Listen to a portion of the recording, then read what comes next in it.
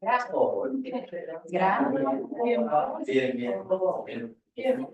Cerrás, Vane. Gracias.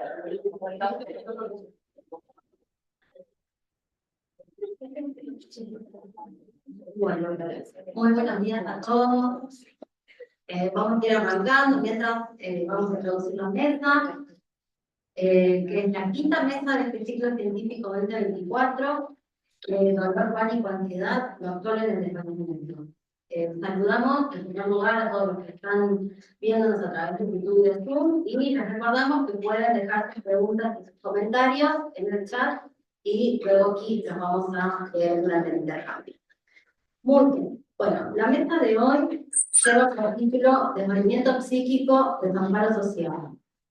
El epígrafe que elegimos para esta ocasión es de Pablo Neruda, del año 1950, y dice: donde vaya, pobreza, mi canto está cantando, mi vida está viviendo, mi sangre está luchando. Bueno, y ahora les voy a presentar a los panelistas que nos van a acompañar y a ilustrar en el día de hoy en el orden en que van a hacer sus presentaciones.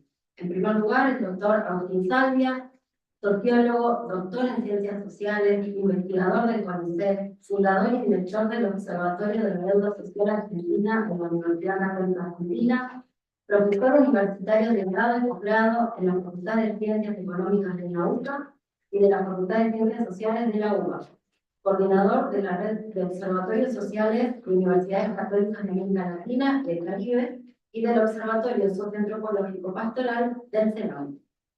Licenciado por Juan Gasteta, psicólogo, psicoanalista, docente en la Universidad de la Marina Mercante y en Fundación Buenos Aires. Trabajó como supervisor de los equipos de sociólogos y trabajadores sociales en el programa GAP, Buenos Aires Presente, con personas en situación de calle. Y con el quiero recordar nuestra institución, pues ella. Muy bien. Bueno, vamos a escucharlos entonces. Bueno, muy buenos días, es un placer y agradecimiento estar compartiendo con ustedes este tercero, de trabajo, seminario.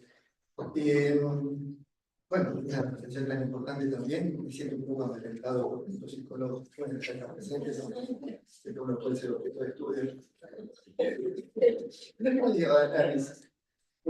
Bueno, a ver, quiero hacerles una presentación que desde el enfoque de las ciencias sociales viene a poner un marco a las condiciones o a los procesos de desarrollo humano, de integración social, y dentro de esta dimensión, las relaciones humanas entre las personas y su calidad de vida, en términos no solo materiales, sino también en materia emocional y salud mental, salud. Es una aproximación, así que hay mucha información y muchos elementos para tener en cuenta, pero quiero poner en contexto cualquier lectura o análisis o problematización que hagamos de la dimensión psicológica de las personas en el contexto argentino actual, en clave justamente a cuál ha sido su historia reciente en los últimos 20 años en cuanto a la situación social del país, y también en cuanto a sus desigualdades y diferencias en el mundo de la estructura social. Y que esto creo que son claves que son, por lo menos, si no son muy precisas en materia de lo que quizás ustedes hacen en su labor profesional, sí lo son en términos para comprender, tomar conciencia de que el fenómeno o los fenómenos o los procesos que tienen que ver con el desarrollo humano y con la vida psíquica no son homogéneos al interior social. No solo porque las personas somos distintas, sino porque las estructuras sociales también organizan de manera determinada oportunidades, riesgos y logros, proyección de futuro. Esto es un trabajo que reúne a una serie de placas de distintos trabajos que venimos haciendo en el Observatorio de la Deuda Social, y bueno, avancemos en una primera lectura que tiene que ver con esta primera placa, que da cuenta de dónde voy a tener la información. Es una encuesta que venimos haciendo hace 20 años, que es la encuesta de la Deuda Social Argentina, que tiene un modelo aleatorio, polietápico, estratificado, un modelo de muestra. Es representativa de áreas, tiene una muestra de 5.760 hogares que responden a los principales sostenes de hogar a esa encuesta, sobre todos los miembros, pero en particular cuando se hace referencia aspectos emocionales o psicológicos al jefe de hogar. No importa si es el principal sostén o no. Pero, y a partir de ahí se obtiene información de los miembros del hogar. Y de la economía, es una encuesta multipropósito que tiene múltiples dimensiones, donde no solamente se mide pobreza por ingresos, sino muchos otros aspectos vinculados al desarrollo humano. El cuestionario, como digo, multipropósito, lo contestan las personas de 18 años y más, y el universo es centros urbanos medianos y grandes del país, de más de 80.000 habitantes, y esa es la muestra. Simplemente para señalar que estamos hablando, o vamos a predicar de la población urbana, de una muestra sobre población urbana, y de centros medianos o grandes. La siguiente. Esta es la evolución que ustedes ven de la pobreza y la indigencia en Argentina a lo largo del año 2004 hasta el año 2023. En la parte superior ustedes están viendo la línea de pobreza medida, dos líneas, una medida por la encuesta permanente de hogar y del INDEC, y otra la que se desprende de las mediciones que ha hecho la encuesta de la Obra Social Argentina. La que está un poquito más arriba es la encuesta de la Obra Social Argentina, en rojo. Y hemos reconstruido esta serie histórica porque el INDEC no tiene información histórica acerca de una línea de pobreza que permita hacerla comparable en el tiempo. Incluso hay lapsos donde no hubo información. Y la parte inferior es la línea que se llama pobreza extrema o de indigencia, que es la tasa de población que está por debajo de justamente determinados parámetros. Sintetizo los parámetros porque pues, seguramente no hay. La pobreza extrema, la línea de indigencia, da cuenta de aquellos hogares que tienen ingresos por debajo de un valor de una canasta básica alimentaria para el conjunto de sus miembros, que para 2 adultos y 2 niños estaría computada, salen hoy los datos, pero estaría computada alrededor de 400.000 pesos para una familia tipo de 2 adultos. Es decir, hogares que ganan menos de 400.000 pesos por mes, ingresos por año. Mientras que la línea de pobreza remite a una canasta ampliada de alimentos y que refiere aproximadamente a hogares que ganan menos de 900.000 pesos por mes, 2 adultos y 2 niños. Bueno, hacia el tercer trimestre del año pasado teníamos tasas del 44,7%, dentro de los cuales había un 10% aproximadamente de personas en situación de pobreza extrema dentro de ese 44%. Esto ha aumentado un 20% de indigencia y a un 55% de pobreza. No se suman, una está incluida en la otra. Pero lo más importante es la curva, la forma de U que tiene esta estructura, en términos de que salimos de la crisis del 2001-2002 y fuimos bajando y mejorando la situación, pero encontró piso. Parece que hay un piso estructural crónico en la estructura social argentina que no deja de pasar de un 25% de pobreza y un 5% de indigencia, por lo menos a mediados de la década. Tanto en el 2011-2012 como en el año 2017 se acercan a esas cifras. Son ambas burbujas de consumo que permiten y hacen posible a través del ingreso que la población tenga más ingresos y por tanto la tasa de pobreza baje porque hay más consumo, pero no se sostiene. Rápidamente devienen las crisis, las devaluaciones, la hiperinflación, la inflación y obviamente el deterioro argentino económico y conocido. Pero el piso estructural, que es el crónico que ha tenido la Argentina del siglo XXI es 25% de pobreza. 1 de cada 4 argentinos es pobre y aproximadamente, gracias a los programas sociales, no más de hasta la media, el 5-6% no son indigentes, pero si uno le sacara los programas sociales, en uno de esos mejores momentos la indigencia sería un 15 o 16%. Hoy es del 20%, si sacáramos los programas sociales llegaríamos al 35%. Entonces, el nivel de pobreza crónica y la persistencia del problema, porque esto marca una cronicidad, es un tema que es crónico. Es decir, vivir, vamos a usar este indicador, pero vivir en condiciones de indigencia, vivir con muy bajos ingresos, con muchas menos capacidades y recursos para adquirir bienes y servicios fundamentales para el funcionamiento social, no solo los alimentos. Entonces esto repercute obviamente en mayor inseguridad alimentaria, pero también en deterioro educativo, en deterioro en la socialización, deterioro en las libertades o las tomas de decisión de las personas de un hogar en cuanto a qué hacer con su vida, porque no hay recursos. Cuando se es pobre también, sin embargo, la pobreza que estamos hablando tiene más capacidades, tiene un poco más de oportunidades que la pobreza extrema, que la indigencia. Sin embargo, sigue siendo una estructura limitada. 900.000 pesos por mes para una familia tipo marca un límite y unas dificultades específicas. sobre todo en materia de inversión en capital humano, en cómo invierto en deporte, recreación, en formación, en educación, en salud. Todo esto queda muy limitado, restringido, se cubren los alimentos, se cubren los funcionamientos básicos, pero eventualmente el florecimiento humano no deviene de estos procesos. Es decir, y lo más, un dato adicional a esto, es que esto es crónico. El 30% de pobreza estructural, 30% de Argentina, 3 de cada 10 viven, son pobres ellos, serán pobres sus hijos seguro, han sido pobres sus padres y también sus abuelos. Es decir, en esta estructura de vivir en condiciones de pobreza que crea también una cultura de la pobreza y crea una economía de la pobreza y crea una economía también del sufrimiento y de la autorregulación del sufrimiento para poder seguir funcionando en términos sociales. Pasamos a la siguiente. Marca la curva, pero esta es la tasa de indigencia dividida por estrato, por nivel socioeconómico, socioeducativo de los hogares. El 25% con mayor capital educativo contra el 25% de los hogares con menor capital educativo. Está claro que la indigencia opera sobre un determinado tipo de hogar que está particularmente vulnerable en cuanto a sus recursos socioeducativos. El 25% alcanza niveles mucho más altos y mucho más bruscos en el crecimiento de la pobreza de la indigencia. El 25% inferior, que casi no experimenta niveles de indigencia, pobreza siguiente. Aquí lo que estamos viendo es la incidencia de la indigencia, pero de la infancia, de la población de 0 a 17 años, que vive en esos hogares. Fíjense en dónde está comprometido, mucho más hoy. Estamos hablando que el compromiso de la infancia es mucho mayor, ¿no? En este nivel, 35% de los niños vivían en un lugar indigente a fines del año pasado. ¿Bien? Obviamente en el 25% superior, más de menor capital socioeducativo. La siguiente. La curva se sigue repitiendo, en este caso estamos midiendo la pobreza, que es la canasta básica total, que estábamos haciendo referencia hace un momento, pero dividida por estratos económicos, el 25 superior y el 25 inferior.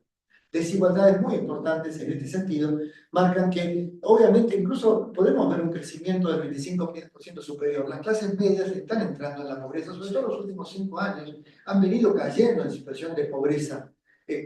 No tenemos los cuartiles intermedios, pero podríamos mostrar cómo las clases medias bajas, sobre todo, han caído en la situación de pobreza en forma importante durante los últimos 3-4 años. Pero hay también que el 25% superior, clases medias, medias profesionales, también están sufriendo este padecimiento. Pero la brecha social es lo que a mí me interesa mostrar de manera particular. La siguiente, por favor. Y esto también se expresa en la infancia, obviamente. ¿Bien? Infancia que también, de esos hogares, que experimentan niveles altos de riesgo de la pobreza, en donde en el 25% superior, casi antes de esta situación actual, el 90% de los niños, casi el 100% de los niños, estaban en situación de pobreza.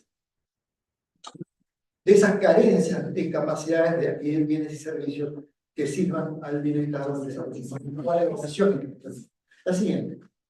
Bueno, estos son los niños, ¿no? La siguiente es el pleno empleo. Es un dato que está subyacente a estos niveles de pobreza. Fíjense que el porcentaje de pleno empleo que tiene la sociedad con el mercado de trabajo, el pleno empleo solo y de casi sin cambios a lo largo del tiempo, solo cubre el 40% de la población económicamente activa.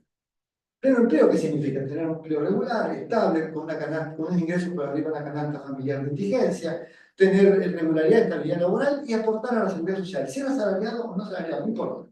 Tener participación en la seguridad social, estar incluido en el sistema social. Eso significa solo el 40% de nuestra fuerza de trabajo está en esa situación. Y en el 25% más alto, superior, es mayor, 76%, 7 de cada 10, mientras que en el nivel del 25% inferior es 1 de cada 100. ¿Bien? Esta es la diferencia por educación. Vemos que también hay un corte por educación. El capital educativo hace a este problema, pero mucho más, diría que desde mi expertise, hay capital social. Es posible tener educación, pero tengo un contexto social, un capital social, institucional, de vinculación, tengo posibilidades de salir adelante en un trabajo. Pero si al mismo tiempo tengo baja educación, mi capital educativo, mi capital social es pobre, estoy hundido. Más que a flote, estoy hundido. Será la siguiente. Bueno, y aquí, para avanzar rápidamente, quiero mostrarles una serie de indicadores que hacen referencia a temas que a ustedes son más sensibles, más conocidos, aunque puedan estar de acuerdo con el indicador. Voy a presentarles dos indicadores: malestar psicológico y recursos y déficit en proyectos personales. Son dos indicadores que tomamos en la encuesta entre muchos otros. El malestar psicológico mide el déficit de las capacidades emocionales a través de la sintomatología ansiosa y depresiva. Obviamente el malestar psicológico dificulta responder a las demandas ordinarias de la vida cotidiana, desenvolverse socialmente y tener relaciones satisfactorias con nosotros.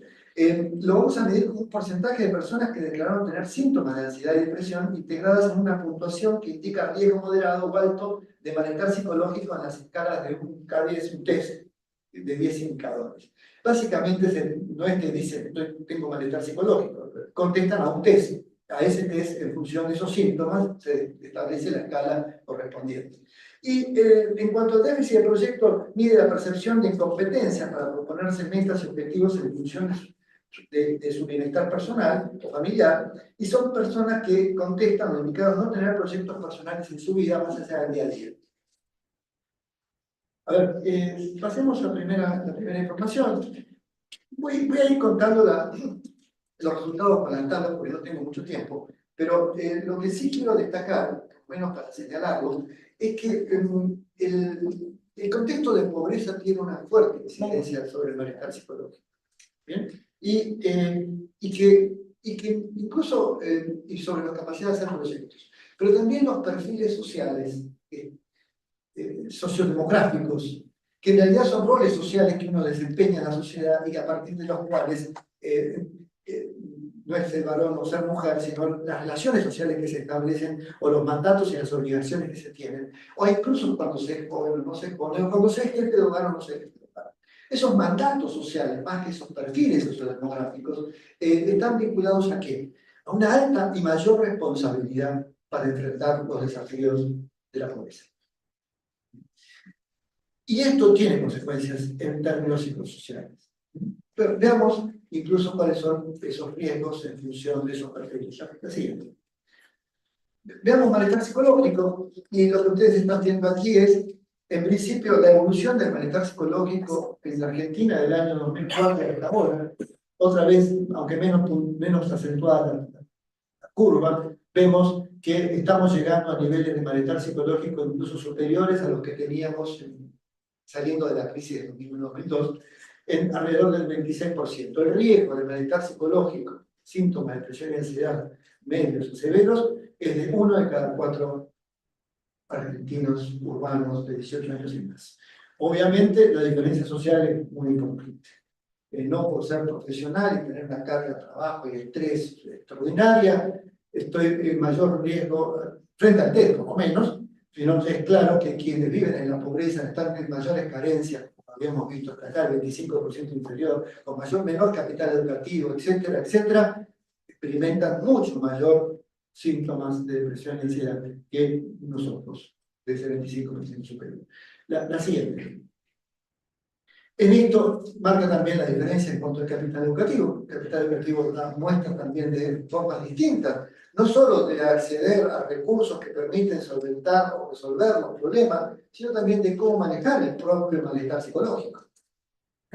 Entonces, están claras las brechas y estas brechas cómo se mantienen. El capital educativo sin secundario completo supera la media, y el tener secundario completo o mucho más si se tiene tenderá a bajar el riesgo al malestar psicológico. Y como son medidas históricas y secuenciales, no es una medida azarosa, marca que esto es sistemático. Y es crónico también en cuanto a su padecimiento. No es que hemos experimentado una crisis y en esa crisis salta. La crisis hace saltar, pero sin crisis, incluso en buenos momentos, mantenemos niveles muy altos de malestar psicológico, en buena medida debido a los problemas de empleo y a los problemas de pobreza estructural que estamos mencionando, que también son crónicos. La siguiente. En este caso, diferencias entre varones y mujeres. Los valores a veces vemos que estamos como los que tenemos mayor malestar psicológico. En este vínculo no es claro que la mujer en su rol de responsable del hogar, responsable de los hijos, responsable de la reproducción social, responsable en un contexto donde también hay un cambio cultural, donde se abre oportunidades, pero también se le abren obligaciones. ¿Bien? Todo esto genera que las mujeres tienen un mayor riesgo y van teniendo históricamente, termina aumentando de manera sistemática en los últimos, como marcaban los indicadores. La siguiente, por favor. En edad es un poco más compleja la estructura, pero sin embargo se mantiene esta línea de que hay diferencia, en donde el grupo de 35 a 59 años es el que parece estar en mayor riesgo de enfrentar la problemática de la psicología.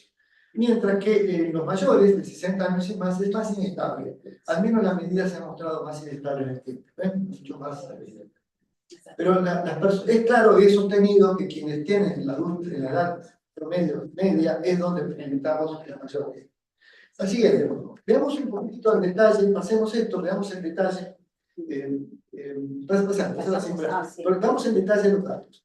¿Qué estamos viendo acá? Es una mirada al año 2023, en donde estamos viendo el malestar psicológico, donde hacemos un cruce multivariado, se pueden hacer modelos de regresión y dar los mismos resultados, hemos trabajado con esto, pero está la escalita, la escala de cómo se experimentan distintos riesgos de malestar psicológico dependiendo del estrato socioocupacional de la persona.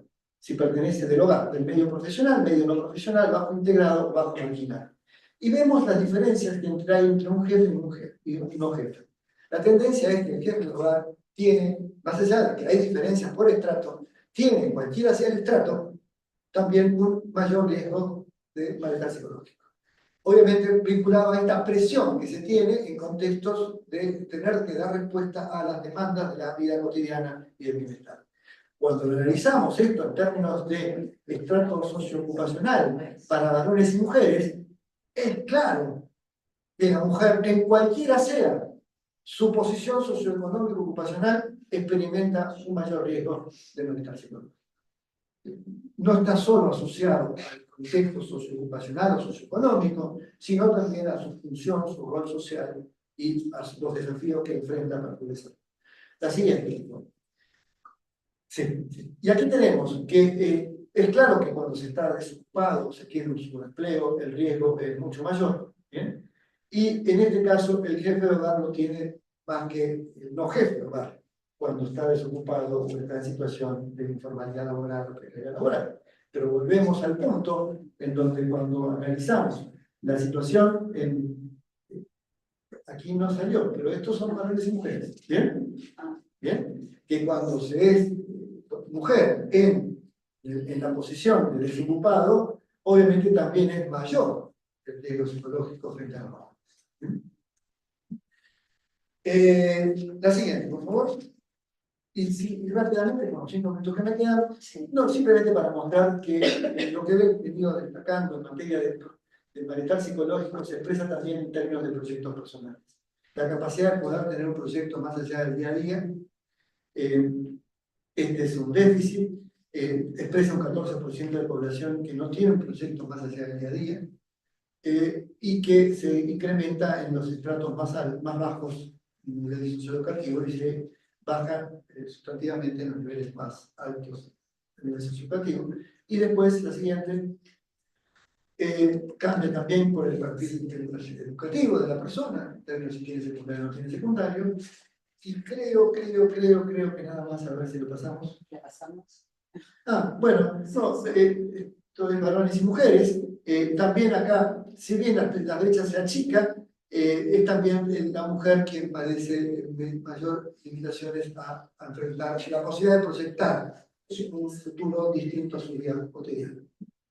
Más allá de que los porcentajes son bajos, en términos generales se va marcando que hay determinantes sociales en cómo se transita, se madura, se gestiona internamente, no sé el nombre psicoanalítico adecuado, pero que se procesa, ¿bien? Los procesos de articulación entre el malestar del mundo material y el mundo psicológico. A ver la última. Sí. También por edades. Aquí los proyectos aparecen mayores en los mayores, más que en los menores o los adultos centrales. En los mayores aparece una mayor problemática en este sentido. Es claro que el fin de la vida también produce un corte en expectativas en cuanto a proyectos de futuro. Y la siguiente y última, bueno, acá les dejamos los datos. El Twitter, el Instagram, Facebook, la página web. Bueno.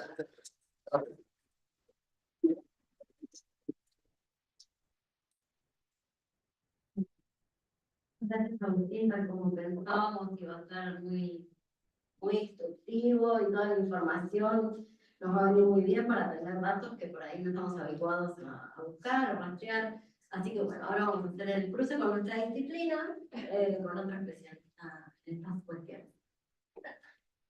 Bueno, gracias a la escuela, a la comisión científica, en particular a Eugenia y a Vale, que son amigas. Qué lindo que es hablar en público, así como Agustín, con contenido. Voy a acompañar como pueda. Bueno, el título del trabajo, ¿se escucha? Sí, sí. El título del trabajo es Personas en situación de calle, las caras del desamparo. Elegí un epígrafe que es de Camus, del libro El extranjero, que dice: pues bien, habré de morir, antes que otros, era evidente, pero todo el mundo sabe que la vida no vale la pena ser vivida. Este trabajo se desprende de las experiencias como supervisor de los equipos de psicólogos, trabajadores sociales y operadores del programa VAP Buenos Aires Presente para las personas en situación de calle. El último censo oficial dice que en la ciudad de Buenos Aires hay más de 3.500 personas que pasan la noche en una plaza, en el hall de un cajero automático, en un refugio o sobre una vereda. Un 8% más que el año pasado, un número que va creciendo y decreciendo según las crisis que va atravesando el país. En los últimos años hubo mayor cantidad de programas de diferentes tipos para atender a estos sectores. Aún así, el fenómeno continúa en ascenso y el desamparo reproduciéndose. La realidad muestra que no alcanza con la posibilidad de pernoctar en paradores, como los llamados centros de inclusión, ni de poder tener comidas en varios lugares de la ciudad, o que en ciertos momentos del año, éstas lleguen a los sitios donde pasan la noche. De esas 3.500 personas, aproximadamente 1.300 viven en la calle directamente. ¿Qué hace que un sujeto decida dormir así teniendo otras posibilidades? ¿O será que las otras posibilidades también reproducen formas de desamparo y violencia?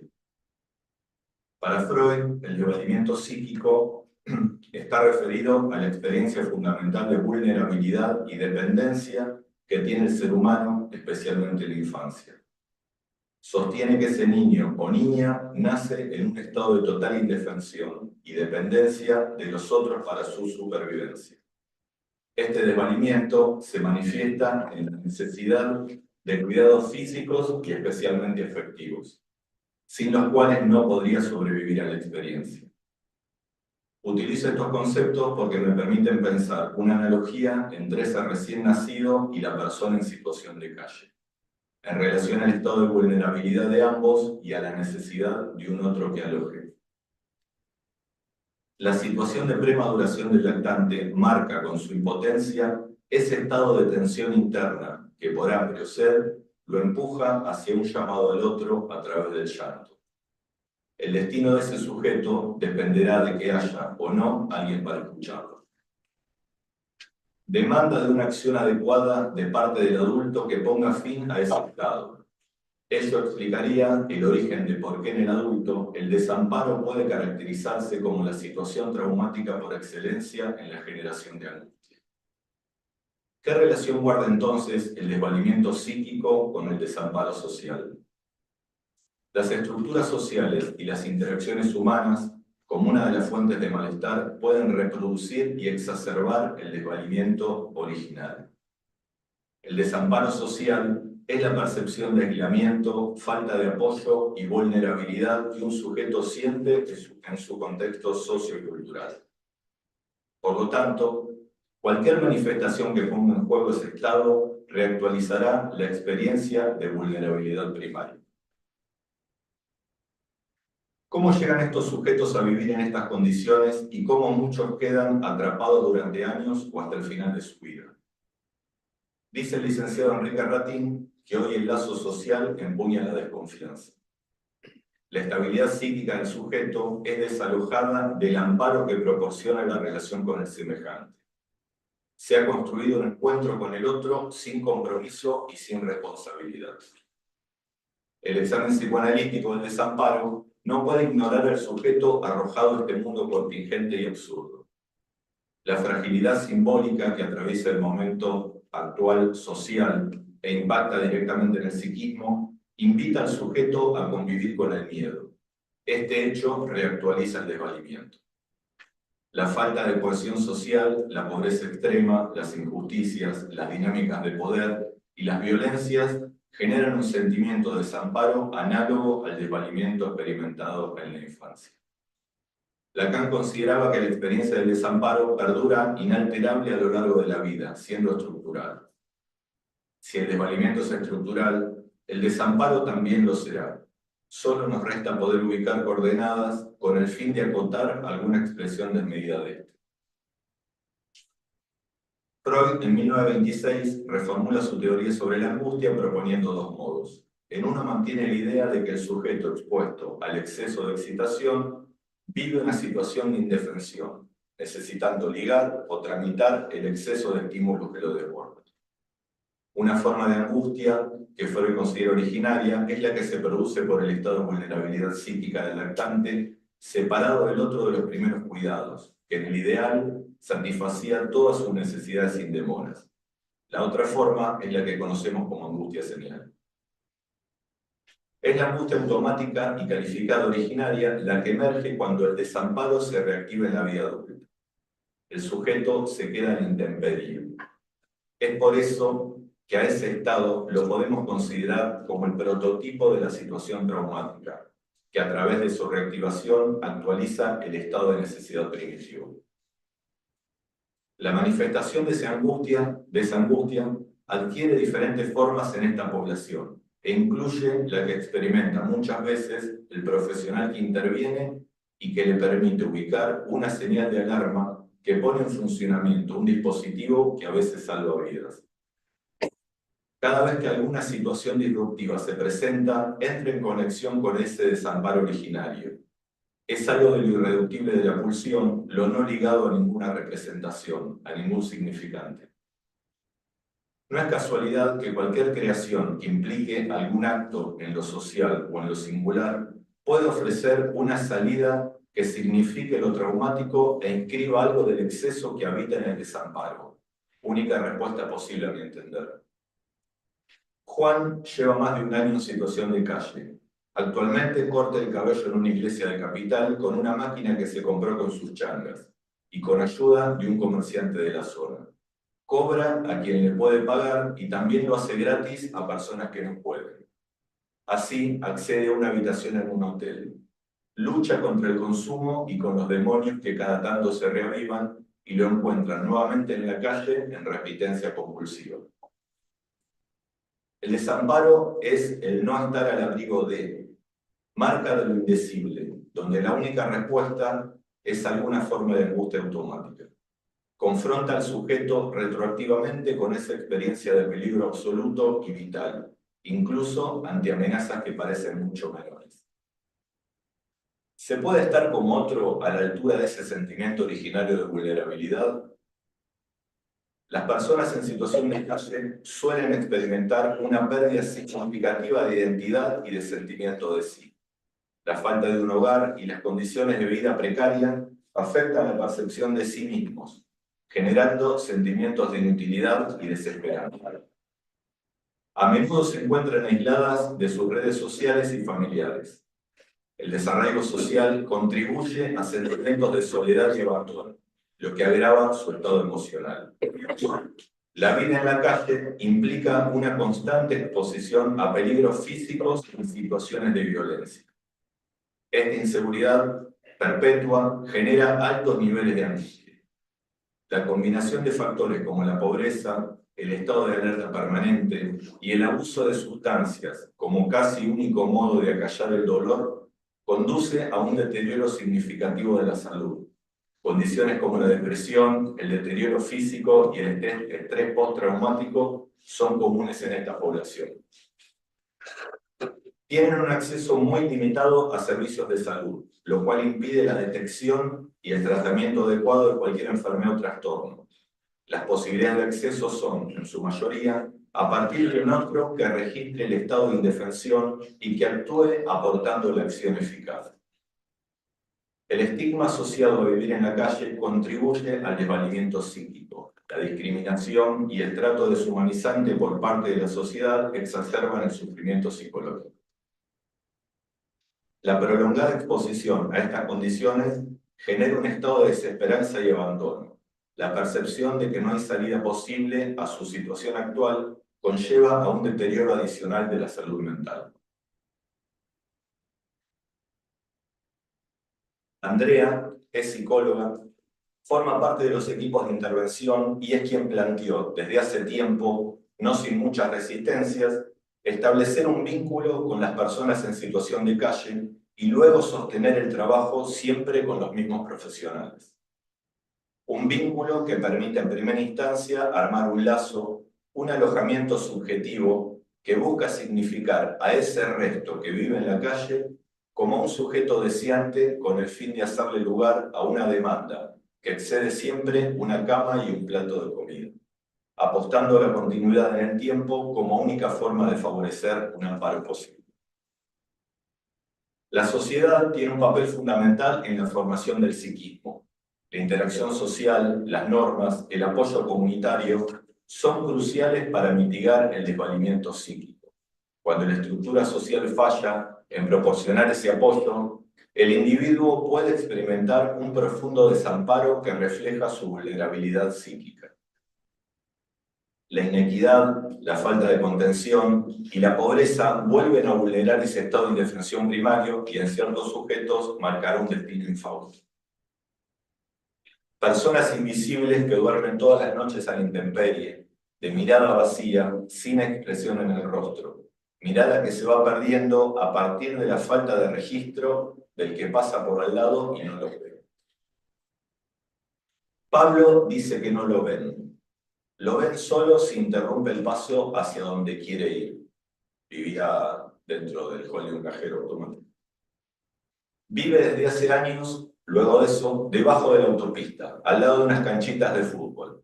A veces lo invitan a jugar si falta alguien. A veces, si están completos, también lo invitan. Llegó a cursar el CBC. Su madre enfermó un tiempo después. Su madre enfermó y un tiempo después murió, mientras perdían todo lo poco que tenían. Ya había comenzado con el consumo. Resulta significativo el cambio que van experimentando a medida que se prolonga y cronifica la situación de calle. Este cambio va de la posibilidad de pedir comida o ropa hasta llegar a una distancia emocional, una forma de aislamiento. Un aislamiento armado a medida para evitar la necesidad de un otro que no respondió y sigue sin responder. Una especie de marasmo con mínima respuesta emocional, menor actividad, caída del interés en su entorno debido a la debilidad física y al deterioro de su desarrollo integral. La interacción se va agotando a responder a un saludo, a agradecer algo que se les dio o asustarse cuando no se dieron cuenta que alguien aparece abruptamente cerca de su espacio. La indiferencia reactualiza el desvalimiento psíquico. Van perdiendo la capacidad para establecer relaciones seguras y saludables a medida que pasa el tiempo y se desarma el lazo social. El camino que se les impone sigue una dirección que parte de la dependencia excesiva hacia los demás, pasando por los conflictos interpersonales para llegar por último al aislamiento. El miedo al rechazo y la desconfianza los lleva a la evitación en las relaciones sociales para evitar el riesgo de volver a sentirse abandonados o desprotegidos. Coinciden en que las primeras noches son las peores, una experiencia inexplicable por lo terrorífica. Luego, el compañerismo en algunos casos y la sobreadaptación, en mayor medida, les permite un tránsito hacia una cronicidad que va socavando la salud mental y la posibilidad de salir. Van ganando terreno las conductas autodestructivas, abuso de sustancias, automutilación, comportamiento suicida, manifestaciones que buscan manejar el dolor, el deterioro de su salud mental y el abuso de sustancias en particular, en la cara de la otra moneda, en la otra cara de la moneda, no les permite tomar buenas decisiones con respecto a su autoconservación. Aquellos que han experimentado un desvalimiento extremo tienden a respuestas desproporcionadas, desadaptativas, cambios del estado de ánimo severos, conductas impulsivas, hasta un estado de abulia y apatía terminal. Sandra actualmente es operadora en los equipos de intervención. Trabaja en el programa. Hace algunos años estaba en situación de calle. Afirma que no hay amparo posible para las personas en situación de calle sin un trabajo de revinculación sostenido en el tiempo como piedra fundamental que tenga en cuenta la salud mental. Todo lo demás, como la capacitación, subsidios habitacionales, etc., se monta sobre la revinculación. Un otro que levanta, que da un lugar, que construye subjetividad y que lo sostiene en el tiempo hasta que puedan caminar por sus propios medios, los medios que adquirió junto a otros. La persona en situación de calle, en última instancia, nos evoca el desvalimiento propio, el fracaso de la sociedad, la potencia de que ese destino es posible. El rechazo que depositamos ahí nos permite tenerlo a raya, lejos, a veces a 2 baldosas de nuestro hogar.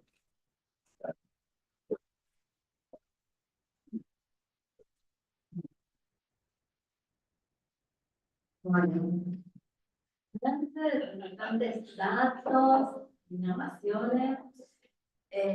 Vamos a seguir pensando juntos ahora, así que si quieran intervenir, comentar y preguntar, son bienvenidos.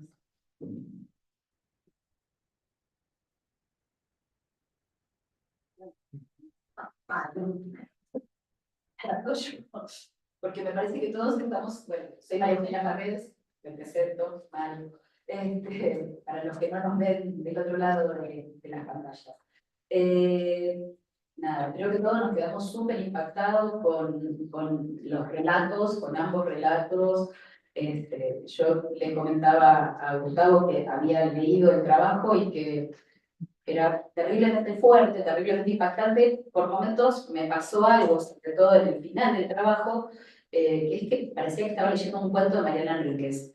Pero lo terrible es que no es un cuento, ¿no? Brutal. Digo, para meterle un poquito de ficcionalización a esta realidad tan cruda. Bueno, me preguntaba, además de agradecerles la participación, la involucración, el trabajo muy trabajado a cada uno de ustedes, me preguntaba si a lo mejor en la experiencia, Agustín, que vos reflejás de las encuestas, qué sé yo, se ve o no algo de esto que creo que Gustavo traía como fundamental, que es la posibilidad de rescate que tienen los vínculos para las personas en situación de pobreza o estas que manifiestan un malestar psicológico creciente. Esa pregunta para Agustín. Y para Gustavo, ¿podrías contarnos un poco más, por ejemplo, el trabajo que se estaba haciendo, cómo esta chica, el último ejemplo que vos traes, llega de vivir en situación de calle a incorporarse como parte del dispositivo? Bueno, muchas gracias de nuevo. A ver, yo recuerdo que estaba escuchando el relato de Gustavo, recordé un trabajo que hicimos hace tiempo en el conurbano bonaerense, y el barrio Carenciados para jóvenes. La muestra de aproximadamente 1000 jóvenes, en donde buscábamos identificar también las prácticas o riesgos de consumo. Y no eran jóvenes de la calle, sino jóvenes que vivían en barrios populares, barrios diferenciados, pero que experimentaban distintas situaciones de exclusión social, de marginación y automarginación. Hay un dato que surgió de esa encuesta que a mí me sigue llamando mucho la atención y que es la alta correlación estadística que encontramos entre el riesgo de consumo y haber recibido abrazos en la etapa de su infancia y y su adolescencia. A ver, si de caricias, abrazos, ¿no? En el registro, en el recuerdo de esta persona. La alta correlación que estamos en. No era un estudio clínico para nada, era un estudio más sociológico, pero se nos incorporamos este indicador y lo pareció sorprendente. ¿Cómo era la pregunta? Que en la encuesta. Si en su casa, tanto su papá o su mamá habían recibido, le habían brindado, él recordaba abrazos, caricias durante su etapa adolescente, ¿no? Su etapa, después es decir, la etapa de infancia y adolescencia. Era para chicos de 18, 19 años, y si él tenía registro de eso. Y bueno, era sorprendente la correlación, la marginación y el contexto emocional. Y entre otras evidencias de este tipo, esto se llama como inferencia, la presencia del otro no necesariamente, uno la refiere generalmente en contextos de exclusión social al Estado. En una dimensión más de lo público, de la administración, de la gestión de lo público.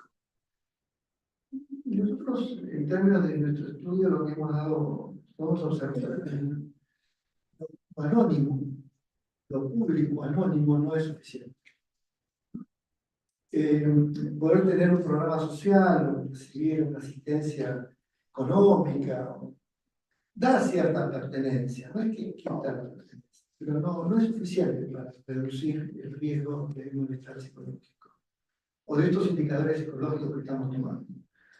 Lo relacional sí, tener un grupo de apoyo, tener un grupo de contención, tener a quien recurrir y pedir ayuda, ya no en lo material, sino en lo emocional, tiene un alto poder curativo o por lo menos protector. La respuesta a estaba levantando la mano. Sí. ¿Vos querés responder ahora? Porque tenemos 4 preguntitas. Las vamos a hacer todas juntas. Bueno. Dale. No, ¿Seguro? Bueno, Norberto. Bueno, mi nombre es Norberto Lloves. Muchas gracias por las 2 exposiciones. Tan interesante la articulación del psicoanálisis con lo social y lo político, que es una de las premisas que por lo menos nuestra pertenencia en Brasil nos invita siempre a pensar. Agustín, una pregunta, por lo menos es una duda que yo tengo, no sé si ustedes la estuvieron pensando en este observatorio. ¿Cómo se ha podido pensar, cómo articular este enorme malestar psicológico que se observa? Había medidas que parecían mayores a las del 2004, y la falta de movilización social. Por lo menos a mí es una pregunta que me exige, ¿no? Hace poquito, ayer, un paciente que atiendo del extranjero vino a Buenos Aires y dice, qué tranquilo que está todo, ¿no? Entonces, no sé si ustedes tienen alguna hipótesis al respecto. Y respecto de, bueno, la producción de Gustavo, me gustó muchísimo cómo pudiste articular ambas cosas, y tomando en cuenta el tema del desvalimiento psíquico y el desvalimiento social. El desvalimiento psíquico del recién nacido es pura descarga, ¿no? Lo que necesita es alguien que ahí lo signifique como llamado, ¿no? Es decir, que se arme un semejante.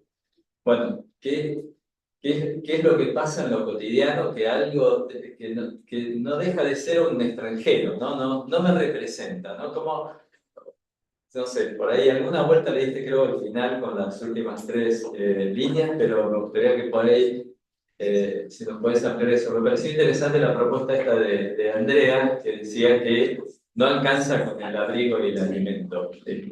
Bueno, gracias. Sandra. Bueno, muchísimas gracias. La verdad que yo pensaba que hay conceptos que nosotros conocemos tanto, como el valor del lazo social, la importancia del semejante, y sin embargo ver datos tan crudos donde aparecía esto, fue lo primero que me impactó en ambas, en números y en tu relato, Gustavo, ¿no?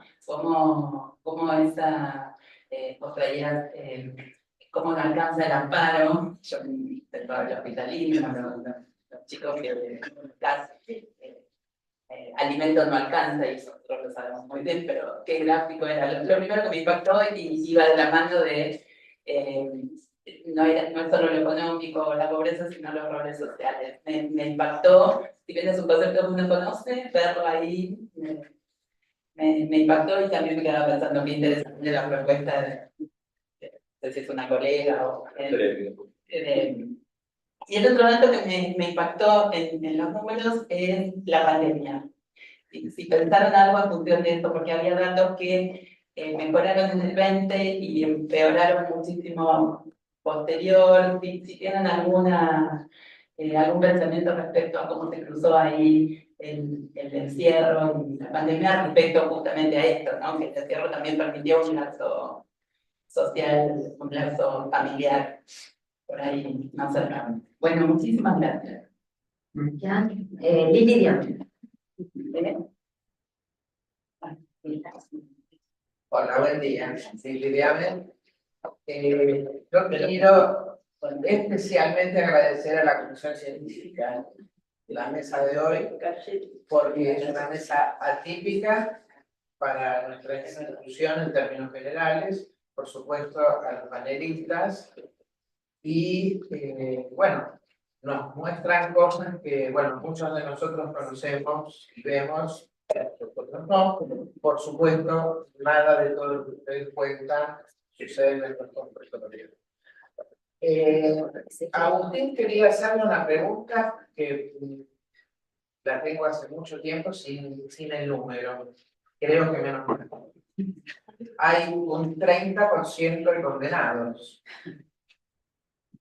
¿Hay alguna posibilidad de que, porque si vos decís esta pobreza estructural,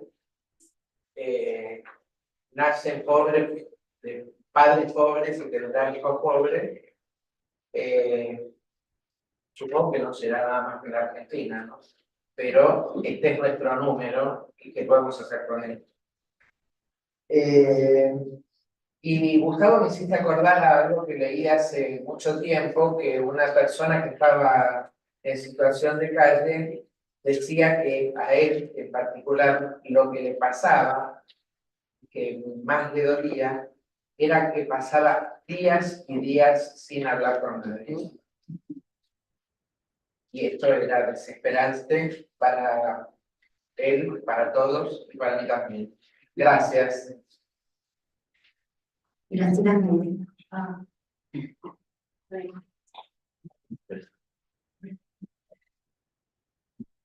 Bueno, nada, dolor. Me acordé del dolor país de Silvia Reichmann.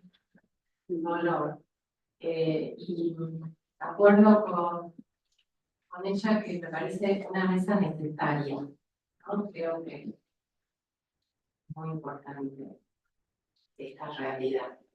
Porque compartí de otra mirada lo que dijo Norberto de la preocupación por la poca movilidad social, porque tomé lo que dijo el doctor del piso crónico, ¿no? Pensaba que si hay como un piso inamovible, más allá de las épocas y de tanto tiempo de encuestas y estudios, y hay como una falta de movilidad económica, social, ¿cuál sería la cultura? Hicieron encuestas, digamos, ¿qué características tiene esta cultura de la pobreza en Argentina? ¿No? Para pensar interdisciplinariamente, ¿no? Estas cosas de la cultura que parecen difíciles de mover.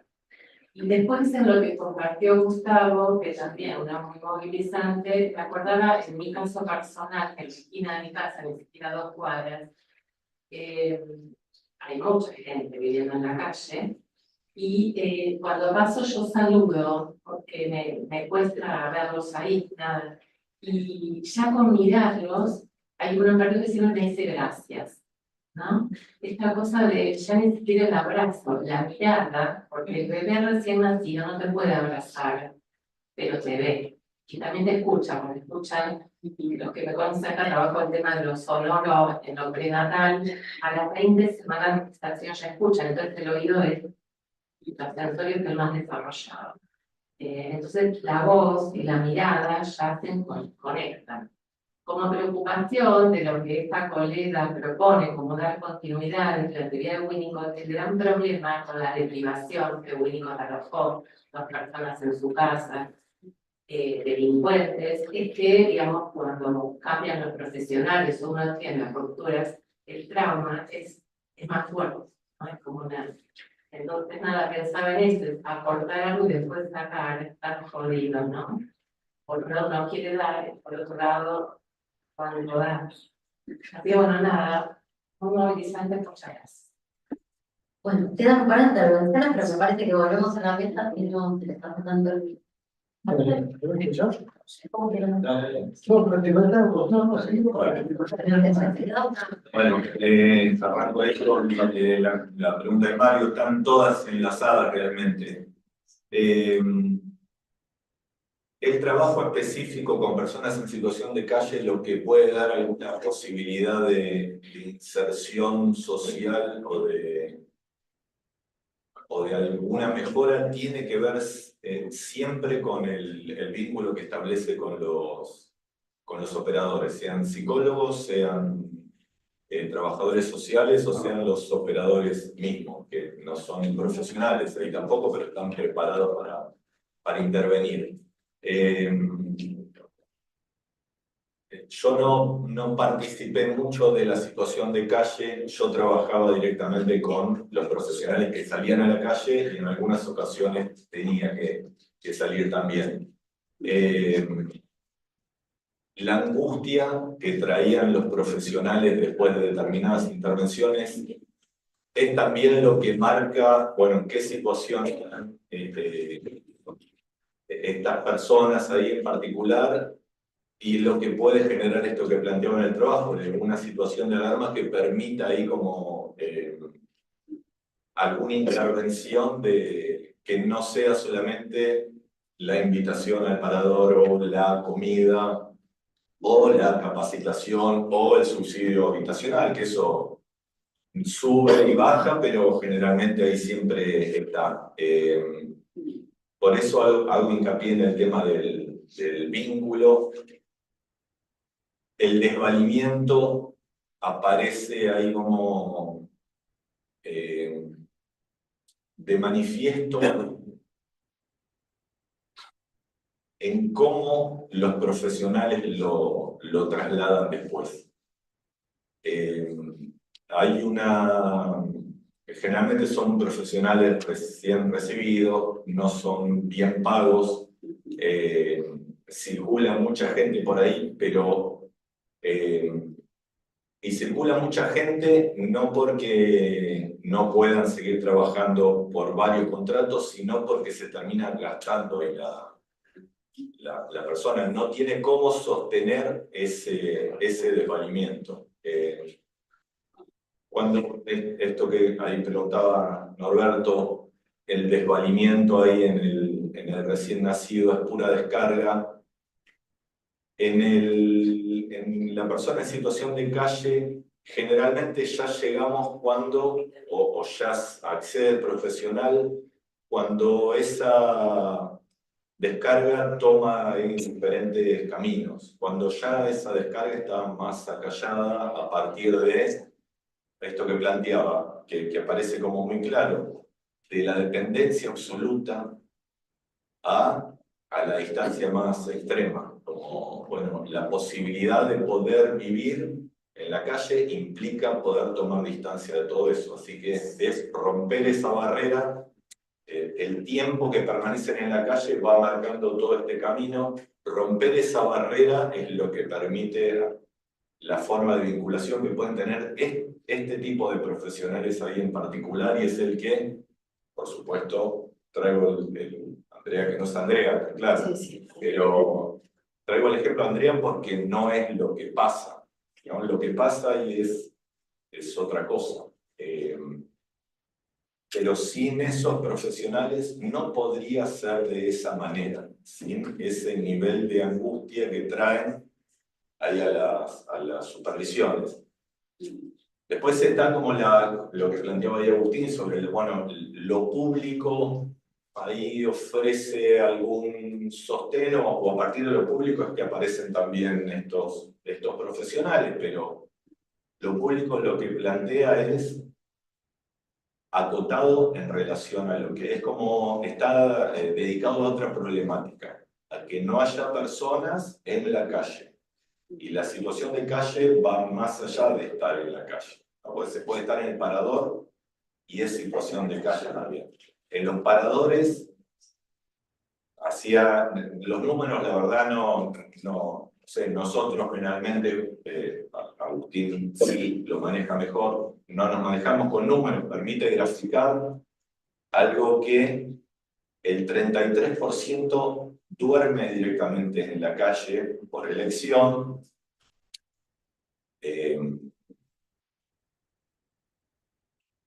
Porque las experiencias que cuentan de los paradores son a veces peores que en la calle. ¿No? Como son peores que en la calle. Por lo tanto, es casi una elección ahí por la vida. Bueno, estoy en la calle porque algún vecino conocido siempre hay, algún compañero ahí con el que pueda compartir siempre hay.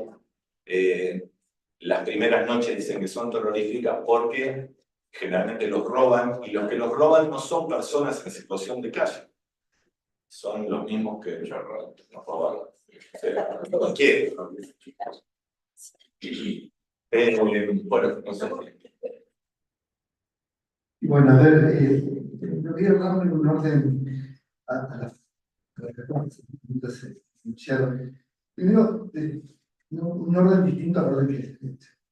El efecto pandemia es quizás un escenario casi experimental donde analizar ciertos comportamientos o procesos.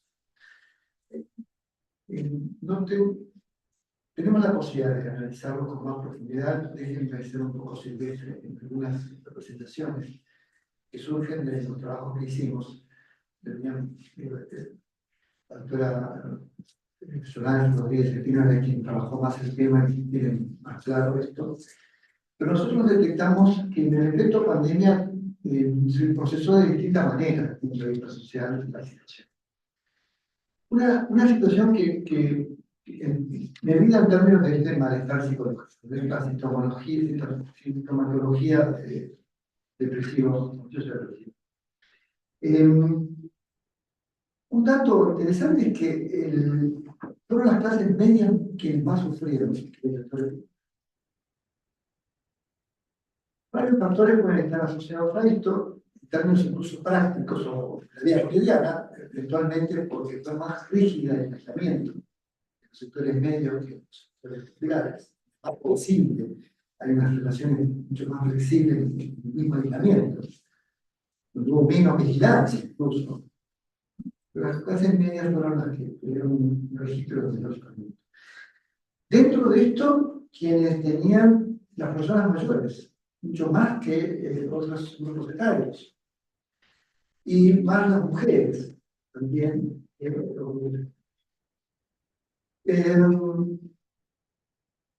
Hicimos estudios cualitativos también del sector de los sectores populares, porque intrigados también por este efecto en donde el sufrimiento era menor en el mundo de lo popular, de los sectores más bajos, nos preguntábamos por qué. ¿Qué había pasado? ¿Qué estaba pasando? Eso que esperábamos estos datos. Y lo que sí hubo son nuevas formas de relacionarse en el mundo de la pobreza que abrió la pandemia. Nuevas formas de vincularse entre los prójimos, entre las familias, entre los vecinos, entre incluso formas alternativas de trabajo. Vimos que había mayor dinamismo social, en términos relativos, pero que había un dinamismo social a partir de haber dicho, ustedes no salen a casa, ya no hay vendedores ambulantes, no pueden poner, ¿no? ¿Por qué hacemos? Hicieron otras cosas. Mientras que en los sectores medios de los profesionales no había nada para hacer. No buscaron respuestas alguna. O siguieron sus prácticas, su modo de vida, aunque con saneamiento. Bueno, algo de esto me permito plantear como hipótesis. Pero vinculado a que la pandemia es un momento de cuasi experimentación interesante para ver cómo se comportaron distintos perfiles sociales. Y sí, no, y sí, insisto, sufrieron más las medias. Este sería un punto más claro. Dos preguntas muy cruciales. Primero, voy por el 30% de los condenados. Sí, es un dato muy fuerte, es un dato muy dramático. Si lo objetivamos, significa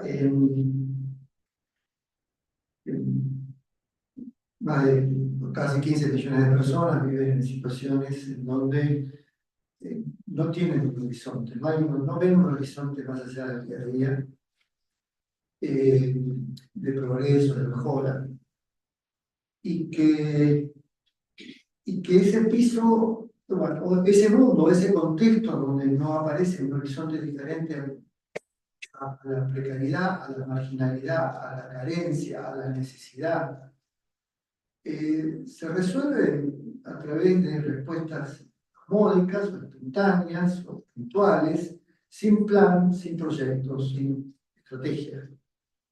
Se sobrevive. Y en buena medida, los esfuerzos que desarrollan los lugares pobres, empobrecidos, en esta situación más crónica, ¿no? Quizás clases medias que coyunturalmente pierden capacidad de consumo, sino segmentos que vienen teniendo déficits o privaciones estructurales en sus capacidades de acceder a bienes y servicios básicos, haciendo esa diferencia, no por la medida de pobreza por ingresos simplemente, sino por las medidas que caen en la pobreza, pero pueden reciclarse, ¿no? Resolver el problema, o en un ciclo expansivo tienen posibilidad incluso hasta de resiliencia, pero también de poder recuperar posiciones anteriores. Acá estamos hablando de esa situación crónica. Para estos segmentos se crean reglas y códigos que tienen que ver con eso que llamamos cultura de la pobreza y de la subsistencia.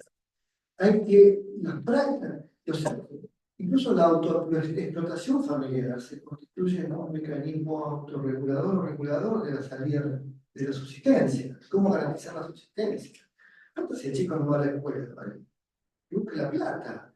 No importa si finalmente la mujer tuvo que pasar horas trabajando en una fábrica textil clandestina y al mismo tiempo cuidar al marido, o el marido finalmente tiene que conseguir dos trabajos ¿no? Y tiene estudios, duerme 5 o 6 horas.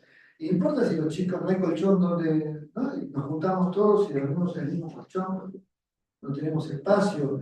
Y el chico que deja de estudiar, y bueno, que deje de estudiar, no importa, ¿no? A ver qué podemos hacer. A ver, hay un despojo en términos de prácticas o de fragmentación de esta situación, donde si bien al mismo tiempo hay agremiación y solidaridad, también hay valores que se pierden, que se desprenden frente a la necesidad inmediata de la subsistencia. Entonces, a eso sí denominamos una cultura de pobreza donde tiene sus reglas que son distintas a las reglas de la media social o de las clases medias. A ver, si la imagen de los 60, 50, 60, 70, que podía ser una imagen social típica de Mafalda y sus amigos en el barrio, la imagen de esta situación ya no existe y se ha polarizado. Ni el barrio es tan compartido, el barrio de clase media, está mucho más aislado, ¿no? Es más encerrado de familias, y en el mundo de la informalidad o de la pobreza hay mucha más vinculación social, pero en condiciones de alta marginalidad. Y son reglas distintas, y y semiótica distinta. Las mismas palabras, los mismos signos significan cosas distintas. Y se proyectan sobre esos signos contenidos distintos, significados. Entonces, eso habla de una sociedad partida, fragmentada, y que también todo señalaba, ¿no? También somos sufrientes de esa estructura social fragmentada. Pero en ese mundo de los condenados, efectivamente, y vos preguntabas qué hacer, o cómo se podía, qué se podía pensar. Y lo que se puede pensar alrededor de esto, vamos a pensar propositivamente, lúdicamente, vamos a transformar esto, hacerlo, ¿no? Esto hay que superar este trance, ¿no? Bueno, no es algo que podamos superar de un gobierno a otro. Más allá también está visto que hemos pasado distintos modelos políticos y ideológicos, distintos discursos y la situación es crónica, ¿no? No es un problema de relato político. Es sí un tema de cambio intergeneracional. No quiero ser cruel en esto, pero hay una generación que está fuertemente marcada por la exclusión, una o dos, y habría que ir pensando qué hacemos con la siguiente generación. Y esa siguiente generación debería encontrarse con contextos distintos, es decir, un nivel de los procesos de crianza, de educación, de socialización y de inclusión a través del mundo del trabajo, de la cultura, deberían tener parámetros distintos. Entonces, hoy deberíamos invertir no para las próximas elecciones, sino para la próxima generación, y en ese sentido significa política de Estado, apuntando al desarrollo de una sociedad, no a ver cómo satisface las necesidades de hoy, sino cómo logramos invertir en esas infancias, en esos procesos de crecimiento, de nacimiento, crecimiento, socialización, e invertimos en el futuro.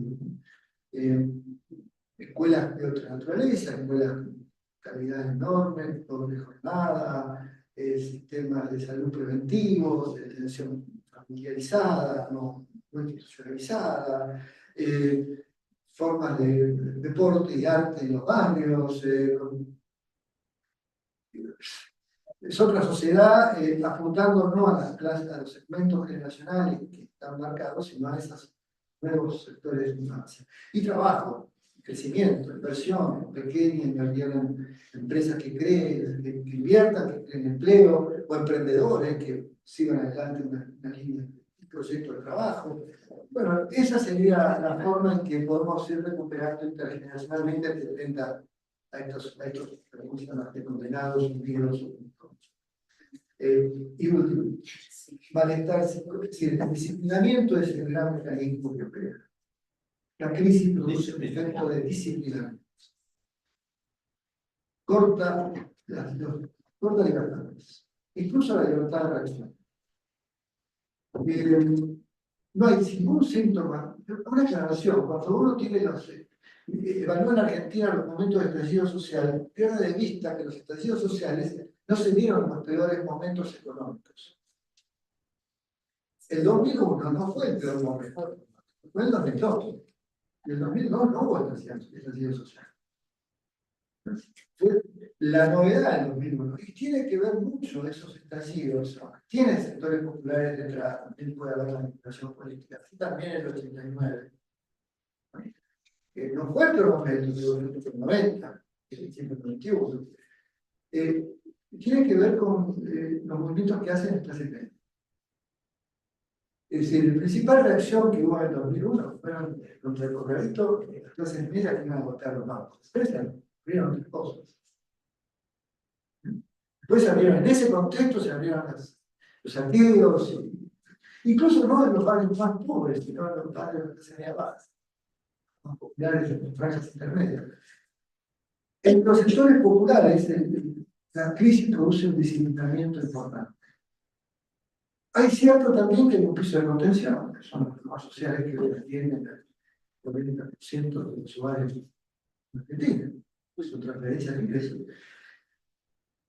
Y después, pensando sociopolíticamente esto, en términos del actual contexto, Las clases medias tienen un compensador importante frente a esta crisis. Clases medias bajas, que fueron buena parte importantes de gobierno, también lo fueron de Cristina en el año 2011, también lo fueron de Macri en el año 2015, también lo fueron de Alberto en el año 2019, y tiene que ver con haber apostado a, no podría decir espejitos de colores en cada uno de los escenarios, pero apostaron a que algo distinto podía haber en términos de sacarlos, en ofrecerles la oportunidad de un proceso de movilidad social ascendente, de recuperar la movilidad ascendente. Y los libertarios vienen con esa promesa. No sé si son nuevamente espejitos del modelo o qué, pero vienen con esa promesa. Y buena parte de esas clases medias, bajas, y sectores populares apoyan una propuesta de esto es distinto, esto es contra forma anterior que fracasó, y esto ofrece que no hoy, pero nos ofrece un futuro próximo diferente. Ese es el mecanismo compensador sobre el cual no hay que hacer una sociedad. Porque la reacción no sería los saqueos, sino los cacerolazos de la clase media. En los sectores populares, la crisis disciplina, más esfuerzo, más autoexplotación, más trabajo, más lucha, menos cambio de estrategias para sobrevivir o subsistir, incluso actividades extralegales, más activas, pero hay disciplina. Muy bien. Bueno, nos quedan 3 intervenciones y 5 minutos. Les pedimos por favor breves y probablemente estas preguntas no puedan ser respondidas, pero me parece que son bienvenidas. Mónica. Bueno, en medio minuto, sí, como una mini reflexión. En realidad pensaba que la situación de exclusión de los que la indigencia, la pobreza, los que están en situación de calle, uno la podría ligar con los que están en dispositivos de encierro, en situación manicomial, ¿no? Y me parece que en ambas situaciones el punto es cuándo se arma un dispositivo que vaya al encuentro de ese sujeto que está en sufrimiento, que no llegue demasiado tarde, ¿no? Al estilo del hospitalismo. Ya en el hospitalismo los bebés lo único que quieren es dejarse morir. Y en ese sentido quería comentar una experiencia de, ¿saben que cuando se encuentra un niño en situación de calle, la policía lo tiene que llevar al hospital de niños para detectar que no esté intoxicado? Entonces entra para verificar su estado de salud, un niño sano, pero está en situación de calle no tiene a dónde irse. Queda en la guardia, en una situación donde es alojado, ¿no? No solo por el espacio, sino que empieza a deambular por el hospital, se hace amigo de otros chicos, de enfermeros, jugamos, qué sé yo. Y entonces cuando finalmente le encuentran un hogar donde llevarlo, después el pibe se escapa y vuelve a ir al hospital. ¿Sí? Con lo cual, en algún momento se armó un interesante dispositivo con adolescentes que se llamaba el living, que no era un dispositivo terapéutico, era a la tarde uno de los residentes, a las 4 cuando no quedaba nadie en el hospital, se juntaba con los que quisieran ir a tomar mate y a charlar. Digo, son experiencias, ¿no?, que buscan dar alguna entidad de dispositivo más continuado. Lo mismo los voluntarios de las ONG que piden, no solo van a repartir comida, sino que por ahí organizan rondas de lectura, ¿no?, en la plaza mientras están dando. Bueno, me parece importante pensar en que yo creo que la inmovilidad tiene que ver con la desesperanza. Y que lo que hay que ir es a rescatar la esperanza, ¿no? Bueno, gracias. Allá atrás. Acá, acá.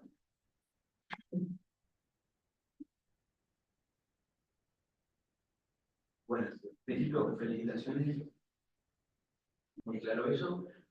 La primera, no sé si es una pregunta o qué, pero claramente se veía que aunque el ingreso marcaba una U, el nivel de angustia o malestar psicológico y en alza. Lenta, tal vez desparejo el índice de acumulación, pero en alza. No hubo una U. Ahí hay algo que está hablando. La segunda es que claramente que lo que pensamos como resolución, presuntivamente, pasa por cierto grado de institucionalización de ciertas instituciones. muchacha esta que consiguió ser operadora, y qué sé yo, está en una línea de un dispositivo que está pensado frente a un tipo de institución, cuando la experiencia post-pandemia, etcétera, o en la pandemia, muestra que la creatividad de quienes no están, que tienen nada seguro, es más amplia, se despliega más creativamente y desarrolla vínculos más fluidos. No sé si estable, habría que ver. Lo que te digo es, si no estamos no viendo un potencial que podría aparecer, no digo ser usado, mirá, tratando de sacar esas claves, podría aparecer en lo que va a venir, porque si hablamos que los años más duros fueron post-89, digo, tampoco podemos ser tontos. Y que tal vez la presencia del Estado, por lo tanto la línea institucional, tiene que devenir en mayor creatividad en lo social por sí mismo. Gracias. Ezequiel, creo que tiene las preguntas en línea. Hola, bueno, en lo personal, les agradezco mucho la ponencia, me pareció excelente e importante. Veo dos intervenciones en el chat. La licenciada Diana Cintia Vega dice: buenos días, me parece muy interesante el trabajo. La indiferencia como una variable que refuerza el desvalimiento y la conexión con el consumo problemático es transmitida con claridad. Quería saber si a partir de la pandemia, como preguntado, había aumentado alguna de las variables o el impacto de las mismas en personas en situación de calle. Y en segundo lugar, Alicia Levin agradece al panel y a científica por profundizar responsablemente este tema y realidad que tanto nos ocupa. Bueno, muchas gracias. Ahora les damos la palabra unos minutitos para cerrar, lo que tengan ganas de decir, les quedó algo en el tintero. Gracias. Agradecer. Me costó mucho escribir esto porque por esta misma relación que hago con lo que genera la posibilidad de significar algo de lo que sucede ahí, en línea con lo que le pasa también a los profesionales que trabajan con esta población, ¿no? Como hay poco recurso en relación a eso, me parece que la posibilidad es esto, como espacios donde se pueda pensar que eso que sucede y quizá uno no lo puede ahí teorizar o significar, bueno, genera ahí como otro tipo de posibilidad. Bueno, y gracias por la invitación, por las preguntas, bueno, todo. Bueno, yo te agradezco también por tu posición, muy sugerente, muy inspiradora. Y frente a las cuestiones que he dicho, quisiera agregar no sé si.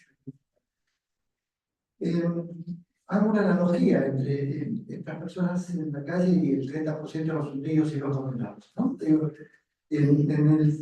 analogía quizás de diferente nivel, personas quizás aisladas, aquí en grupos sociales integrados o recluidos en barrios populares marginales, ahí están, ¿no? Donde las miradas parecen ser las mismas en términos societales, ¿no? Incluso si nos acercamos a esos barrios, nos damos cuenta que no queremos mirar, tenemos miedo de acercarnos. Y eventualmente del otro lado también puede ser que aparezcan quienes son estos, ¿no? Estos extraños. Y la extrañeza y la fragmentación social apareciendo también en el espacio social, en la geografía social o en la arquitectura social y cultural. Lo digo ¿por qué? Porque en cuanto a lo rectificatorio, porque cuando se pensó cómo proyectar hacia adelante un cambio, obviamente pensé en todo lo que es política de desarrollo, política de crecimiento. En este caso podríamos pensar en lugares donde espacios donde vayan, donde se alojen, donde duermen, donde no sé, alimentación, salud. Sin embargo, no cambia su situación. Es decir, no hay un cambio cualitativo de situación. Podría haber mayor atención. Si bien estoy pensando internacionalmente, destaco lo importante que es, por lo que también estudiamos en los estudios cualitativos, más allá de que no cambie cualitativamente en la vivienda de los sectores populares ni el trabajo informal de esas personas, ¿cómo les cambia la vida un partido de fútbol a esos jóvenes? ¿No? Digo, ¿cómo significa algo mucho más importante que haberle dicho, no sé, otras cuestiones materiales? O poder tener la canchita, tener que quedar por el fútbol, tener actividades festivas, encontrarse con otros. ¿Cómo le cambia la vida a muchas de esas mujeres, personas mayores, cuando van al comedor comunitario? Se encuentran con otros, se charlan, se hablan, se trabajan. Bueno, digo esto porque tiene que ser parte de una política, ¿no? Más allá de que puede ser que parte de la naturaleza social, de los vínculos sociales o del desarrollo social, la política pública tendría que tener esta plasticidad humana, la humanidad, en términos de pensar que no son bienes materiales lo que muchas veces aparecen, sino la construcción de vínculos, un modo de invertir. Bueno, lo destaco, parece que quedó bien. Gracias. Les agradecemos mucho la sustancia y la sensibilidad de todo lo que han traído y lo que se han. Gracias. Gracias.